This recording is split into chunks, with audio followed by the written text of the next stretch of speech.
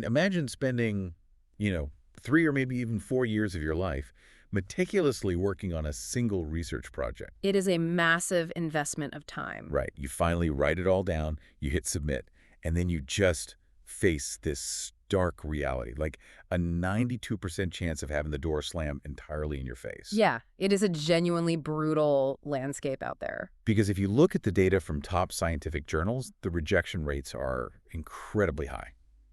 I mean, routinely exceeding 90%. And, well, if we narrow our focus to the ultra-high impact journals, the household names that kind of dictate the direction of global science, the natures, the sciences, the cells. Oh yeah, the big ones. Those acceptance rates plummet even further. They're sitting below 8%. Wow, under 8%. Exactly. That means out of every 100 brilliant, well-funded ideas submitted to those editors, 92 are just flat out rejected. Which is wild. Yeah. And that brings us to our mission for today's deep dive. Because whether you are a PhD researcher currently staring down a blank page, just dreading that blinking cursor. We've all been there. Right. Or, maybe you are just an insanely curious person who wants to understand how complex human knowledge actually gets vetted and published in the real world.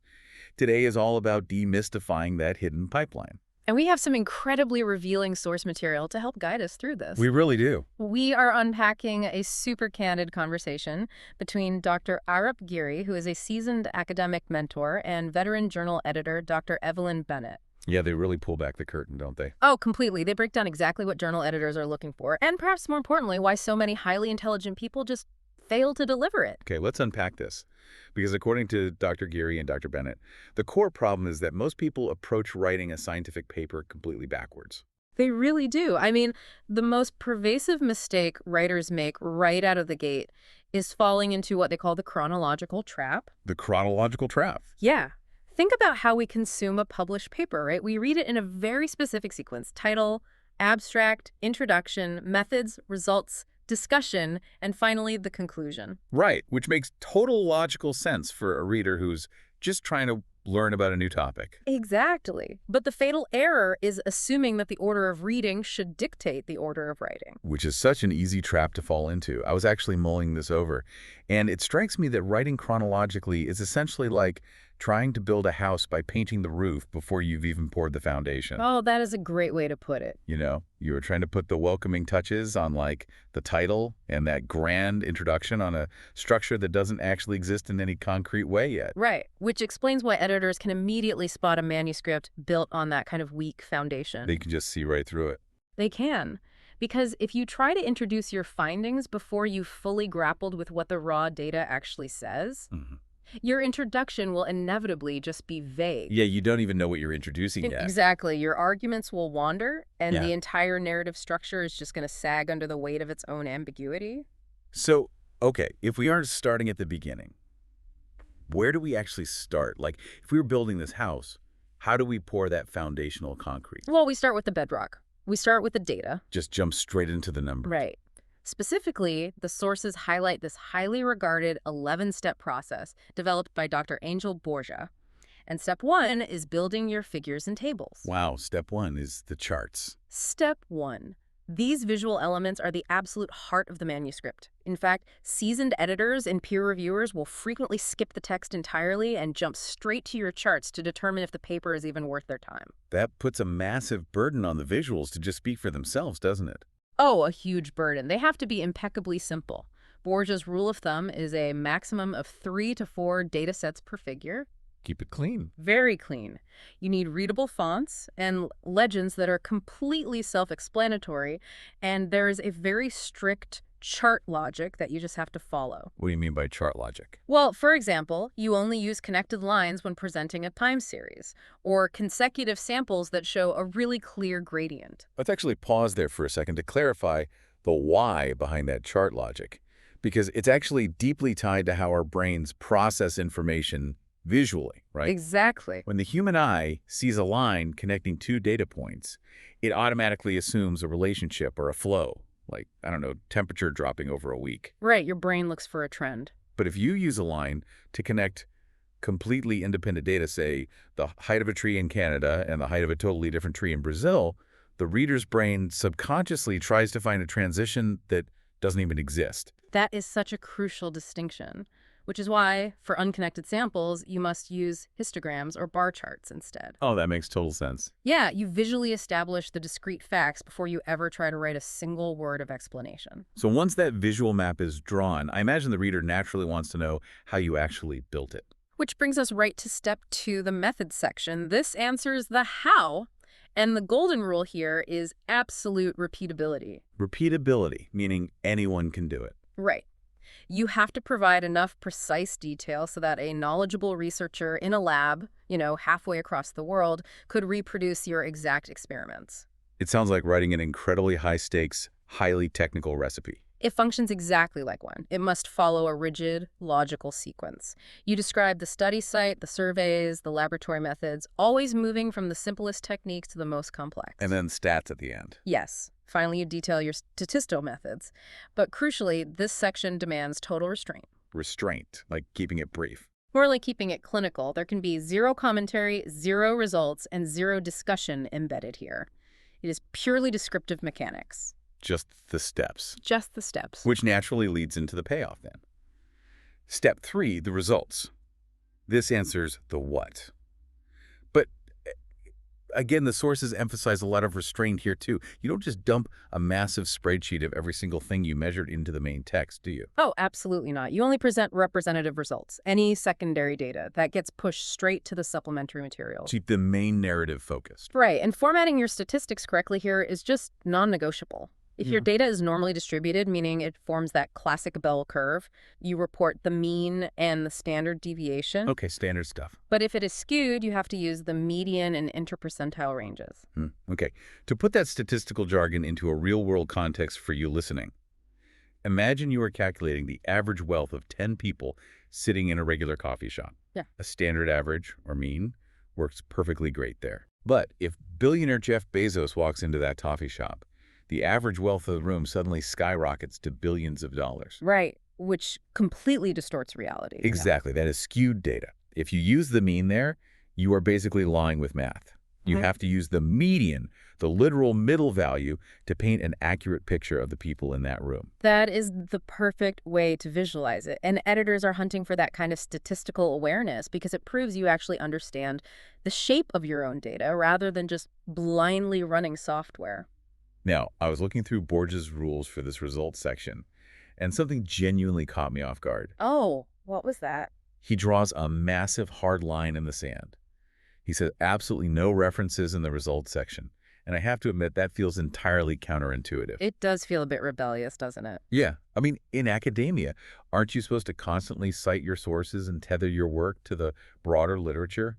Why is mixing references with your raw results considered such a cardinal sin in publishing? What's fascinating here is the psychological boundary that rule creates for the reader.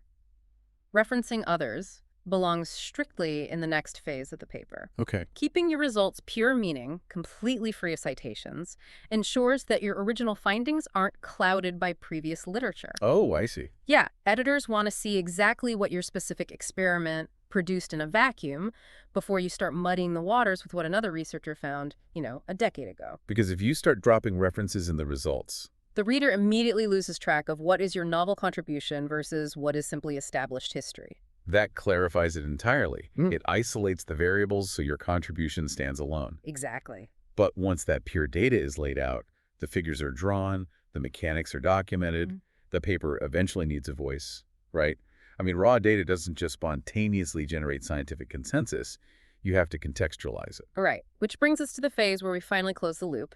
Step 4 is the discussion section. Now, our sources note this is often viewed as the easiest section to start, but it is unequivocally the hardest to get right. Really? The hardest? Oh, by far, because this is where you bring those external references back in. You compare your findings directly with published literature. And a vital tip from Dr. Bennett here, you must politely confront conflicting work. Confront it. Yes. If your data contradicts a famous, widely cited study, you cannot just pretend that older study doesn't exist. You can't just sweep it under the rug. It feels akin to a high-stakes diplomatic summit. You are bringing your evidence to the table, acknowledging the other party's opposing data, Yeah. and methodically arguing why your findings hold up under scrutiny. That's it exactly. It requires a really delicate balance of confidence and respect, and from there, we move right to step 5, the conclusion. Okay, the wrap-up. But a major pitfall here is that exhausted authors will simply copy and paste their abstract or lazily list the results all over again. Oh, just trying to cross the finish line. Right, but you need to provide scientific justification for your work here. Highlight concrete practical applications and suggest the next logical experiments. You are showing how your work actually moves the needle in the real world. And now, finally, after doing all of that heavy lifting, we reach step 6. We finally get to write the introduction. We do. This is where you detail the broad problem, outline existing solutions, point out the limitations of those previous solutions. Totaling it down. Exactly, stating your clear objectives and moving from a global perspective down to your very specific hypothesis. See, this was a huge aha moment for me. Mhm. Pointing this out to you listening right now, think about it like hosting a dinner party. Okay, a dinner party. Yeah, you can't possibly introduce a guest to a room full of people if you haven't actually met that guest yourself yet. That's very true. You have no idea what their personality is, what anecdotes they're going to share, or how they fit into the dynamic of the evening. And similarly, you can't write an introduction to a scientific paper's narrative until the core identity of that data is fully constructed. That framing hits the nail on the head. You are introducing a fully formed, rigorously tested entity, not some vague concept you hope to figure out by page 10. Right. So once that introduction is locked in, steps 7 through 11 are entirely about packaging and discoverability. And in modern science, discoverability is basically half the battle. Right, so step 7 is the abstract, which is restricted to under 250 words, which is just a brutal constraint. It is so hard to do. It has to act as the ultimate movie trailer for your research, hitting only the most critical findings. Yeah. Then, step 8 is the title. And editors apparently harbor very intense feelings about titles. Oh, they absolutely do. Titles must be specific and descriptive. Editors actively despise vague, non-committal titles. Like what? Well, if an author submits a paper starting with, towards a better understanding of or preliminary studies on, I've seen those. yeah, they are immediately signaling to the editor that the paper doesn't actually conclude anything definitive. It's essentially slapping a sticker on your work that says, "We tried some stuff, here are some messy notes." Which is the fastest way to get rejected. Right. Following the title, step 9 is selecting keywords. And this isn't just a formatting formality. This is how modern science is actually found. Right, the algorithms. Exactly. Search engine indexing and discovery algorithms rely entirely on these keywords to put your paper in front of the right peers. Then step 10 is acknowledgments, thanking your funders and technicians. Important to pay the bills. Very. And finally, step 11 is formatting your references meticulously to match the specific journal style, which signals to the editor that you actually respect their publication's ecosystem. Okay, so we've followed Dr. Borges' strict 11-step structure. The foundation is poured, the walls are up, the roof is painted. But having a structurally sound paper doesn't actually guarantee publication, does it? Not at all. You still have to get past the immediate gatekeepers at the journal. In a sea of submissions, what elevates a paper into that elite sub-8% acceptance club? Well, the very first hurdle is a concept editors call submission hygiene. Submission hygiene. Yeah. If your paper is out of scope for the journal, meaning it just doesn't align with their specific aims and their readership, it will be desk rejected immediately without ever seeing a peer reviewer. Which makes total sense if we bring it back to daily life. It's like applying for a senior management job with a beautifully formatted resume, but the job posting was actually looking for a graphic designer. Exactly. Doesn't matter how good the resume is. If you clearly didn't read the job description, you go straight into the shredder. That is the perfect parallel. And this is where the cover letter becomes your most vital tool. It is your direct pitch to the editor. You must show them the big picture of why your research matters to their specific audience. And the sources had a really strong warning here. Yes. The golden rule. Never, ever just copy and paste your abstract into the cover letter. They already have the abstract. They want the pitch, not the summary. And if we look at the high-impact secrets, like how you actually get into science or nature, the sources emphasize that your research must solve a societally relevant problem. And they mention this fascinating concept called the neighbor test. Oh, the neighbor test is a brilliant metric. It basically asks, If you explained your core findings to a non-scientist neighbor over the fence in your backyard, would they be wowed? Would they care at all? Right. Would they immediately understand why it matters to their daily life? High-impact journals want a human-driven story. They want context, meaning, and robustness, usually corroborated by multiple different testing methods to prove the finding wasn't just, a statistical fluke. Here's where it gets really interesting. Because when we start talking about writing compelling cover letters and telling a narrative story, the massive elephant in the room today is generative artificial intelligence. Oh, absolutely. There is a huge temptation for researchers to just dump their clunky, rough data into a prompt and say, write a high-impact paper for me. And that is exactly what the sources identify as the AI trap. The AI trap. Yeah. I mean, AI is incredibly useful for basic syntax. It is a great tool for fixing commas and aligning verb tenses. But it is fundamentally terrible for doing actual science. Why is that? It hallucinates facts, it completely lacks broader context, and it adopts this highly repetitive, robotic tone that human editors can spot instantly. Actually, the sources provided a devastatingly specific example of this regarding a paper on cardiovascular disease, or CVD, in air pollution. Let's walk through this because it perfectly illustrates how AI just strips the nuance out of science. Let's do it. If a researcher feeds a raw draft about pollution affecting the heart into an AI, what does the output actually look like? Well, the AI will typically spit out something overly condensed and honestly generic. It relies on repetitive, empty phrasing, saying things like, many diseases are caused by pollution and many studies show this. Just fluff. Total fluff. Ah. It completely strips out the critical medical acronyms that specialists rely on, like substituting CVD with really generic terms.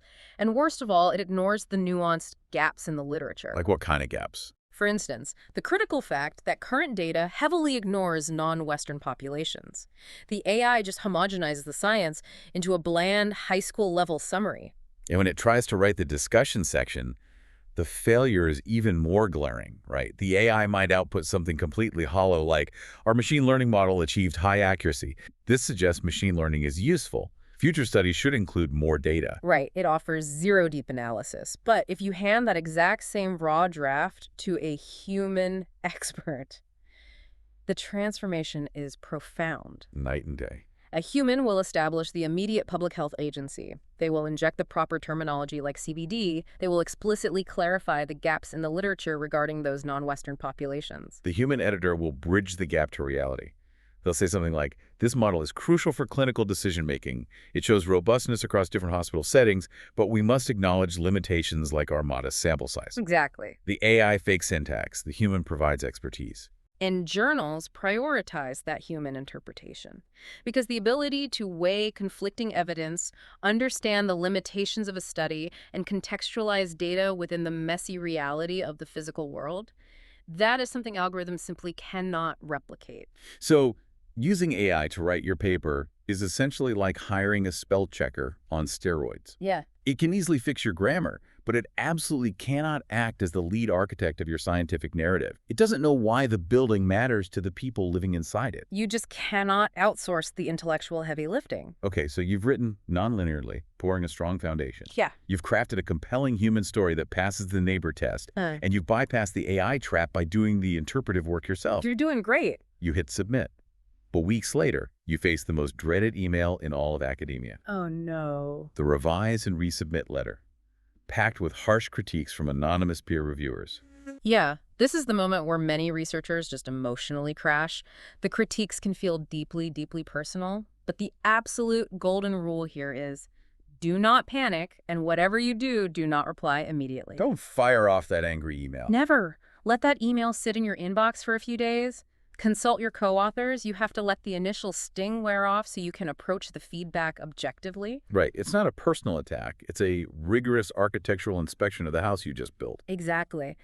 And when you do resubmit, you must include a meticulous point-by-point document detailing every single change you made in response to every single critique. Every single one. Every one. You have to demonstrate to the reviewers that you respected the time they took to read your work. And look, if you genuinely disagree with a reviewer, which happens frequently, polite disagreement is perfectly acceptable. As long as you have the receipts. Provided it is backed by rock-solid data. You explain, factually, why their suggestion doesn't fit the parameters of the study. You know, if we connect this to the bigger picture, There is a detail in the sources that is genuinely tragic. What's that? A massive number of authors actually survive the hardest parts. They do the years of research, they write the paper, they pass the editor's desk check, they get peer-reviewed, and they receive that revise and resubmit decision. They are so close. They are right there. But then they simply get discouraged. They look at the wall of required revisions, they feel overwhelmed, and they abandon the project entirely. They give up right at the finish line. Man. So what does this all mean for you listening right now? If you were in the trenches of academia, this means your resilience is just as critical as your intelligence. Absolutely. That wall of red ink from reviewer number 2 is not a referendum on your worth as a scientist. It is literally just the final friction needed to polish your hard work into a diamond. Do not quit when the door is already unlocked. Persistence is really the final unwritten step of the entire 11-step process. Let's do a quick recap of the ultimate toolkit we've gathered today. First, stop writing chronologically. Build outward from your data, letting your figures dictate the narrative. Crucial. Second, respect submission hygiene. Know your target journal and write a cover letter that sells the big picture. Third, use AI only as a basic assistant. Rely on your human intellect for the actual depth. And finally, treat reviewer revisions as stepping stones rather than roadblocks. If you apply those principles, you elevate yourself from the 92% of manuscripts that get rejected into the small minority of papers that editors genuinely look forward to reading. And even if you aren't writing a paper yourself, understanding this rigorous, often hidden pipeline really changes how you should view every published scientific headline you read in the news. It really does. The next time you see a breakthrough about a new medical treatment, remember the gauntlet? It survived. Someone fought incredibly hard, revised relentlessly, and built a rock-solid foundation to get those facts into the world for you. It gives you a profound respect for the scientific record, which actually raises an important question for the future. Oh. If top-tier journals are desperately looking for papers that tell a robust, human-driven story that can pass the neighbor test, how long will it be before the rigid, traditional formatting of scientific journals evolves entirely? That is a fascinating thought to leave on. Right. I mean, if the ultimate goal is clear communication and impactful storytelling, might future scientific publishing step away from static PDFs? Yeah, what's next? We might see a shift toward interactive data dashboards, where readers can manipulate the variables themselves, or even immersive multimedia stories that better serve the narrative editors are already begging for. It makes you wonder what the house of a scientific paper will look like in 20 years. The materials might change, the tools might evolve to be more interactive. But no matter what format publishing takes in the future, you still won't be able to paint the roof before you pour the foundation. She certainly won't. Thank you so much for joining us on this deep dive into the scientific publishing gauntlet. Keep questioning, keep building solid foundations, and we will catch you on the next deep dive.